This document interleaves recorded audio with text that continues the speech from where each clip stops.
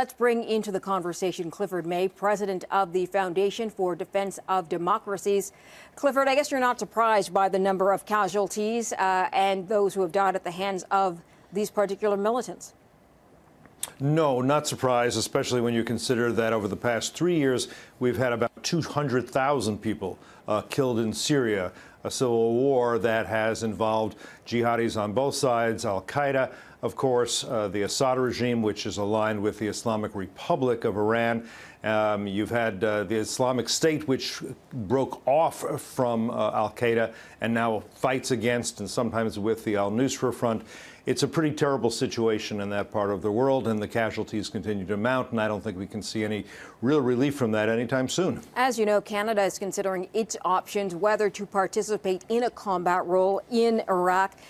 How successful have the airstrikes been, and do you think that the Iraqi army on its own can handle what needs to be done on the ground?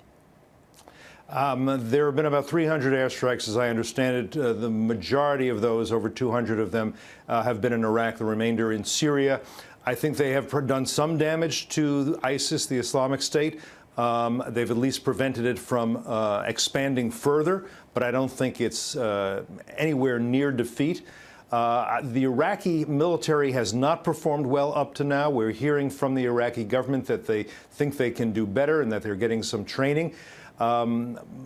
Certainly the defense of Baghdad is an important part of this, and the defense of the Kurds, and the Kurds are really defending themselves to the Peshmerga, and I think they deserve a lot more U.S. and Canadian and Western support in general. So we hope the Iraqi military can hold out, but it is not a very strong military under al-Maliki, who was the prime minister, isn't now.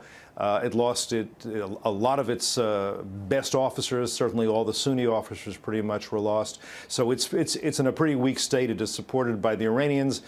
The Iranian regime is not our ally either. So, again, it's a complex situation. It is a complicated one. Do you think Canada has a lot to offer here in that combat role?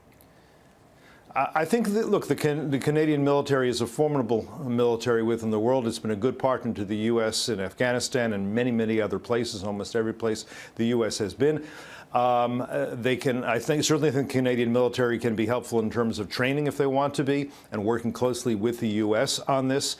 And I do think that the Harper government, much better than most European governments, understands the gravity of the threat, not just from the Islamic State, but from all the different regimes and groups that are dedicated to a jihad against the West, to the establishment of an Islamic caliphate, Islamic emirates, spreading Sharia law and defeating the West. I think the United States has no better partner than Canada. I think the Australians are also an important part of this. I'd like to see the Europeans playing a bigger role. A lot of them don't have a great deal of capability.